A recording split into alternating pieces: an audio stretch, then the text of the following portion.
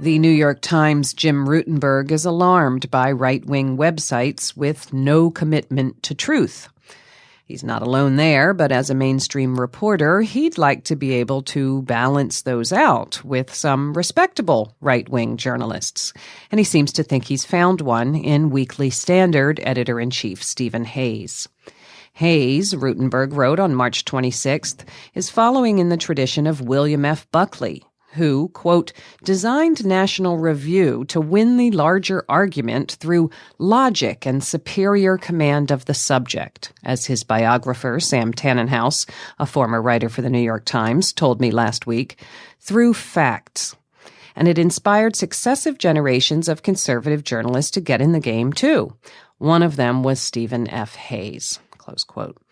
Unfortunately, as Rutenberg tells it, not everyone in right journalism shares Hayes' self-proclaimed commitment to basing arguments on facts, logic, and reason. Quote, the movement he joined had succeeded in breaking the mainstream news media's informational hegemony, something the mainstream media had a hand in too, he said. But as it evolved, grew, and splintered, something else broke, any universal sense of truth. That's a problem for our democracy, he told me last week. There are right-leaning voters who don't believe what they're getting from the networks and the left-leaning cable outlets, and therefore may be open to false or unsubstantiated content that provides affirmation at the expense of true information, he said, close quote.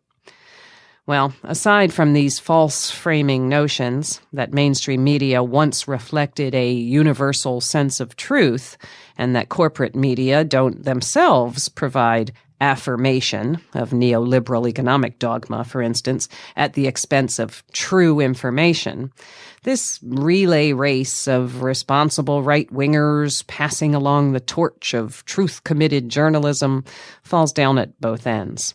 For one thing, William F. Buckley was kind of a monster, a supporter of eugenics, Jim Crow, apartheid, fascism in the form of Spain's Francisco Franco, McCarthyism, nuclear war against China and Vietnam, and the tattooing of people with HIV. It's not clear that he arrived at these positions through logic and superior command of the subject. And then, at least as problematic, is offering Stephen Hayes as a model of fact-based journalism.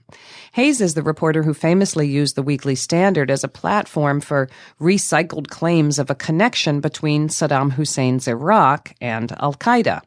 He went on to publish a book on the claim called The Connection: How Al-Qaeda's Collaboration with Saddam Hussein Has Endangered America.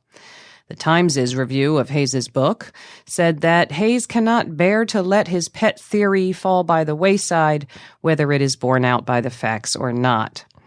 The Weekly Standard, lest we forget, as Rutenberg would appear to have, was second to none in using shoddy reporting to sell a war that left hundreds of thousands of people dead, with rhetoric often indistinguishable from that of the administration, downplaying war crimes committed by U.S. troops and labeling anti-war activists and legislators as anti-American.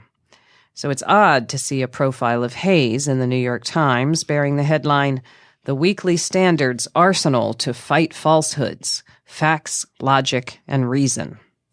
One can understand why Rutenberg, unnerved by the likes of Breitbart and InfoWars, would be looking for signs of hope on the right.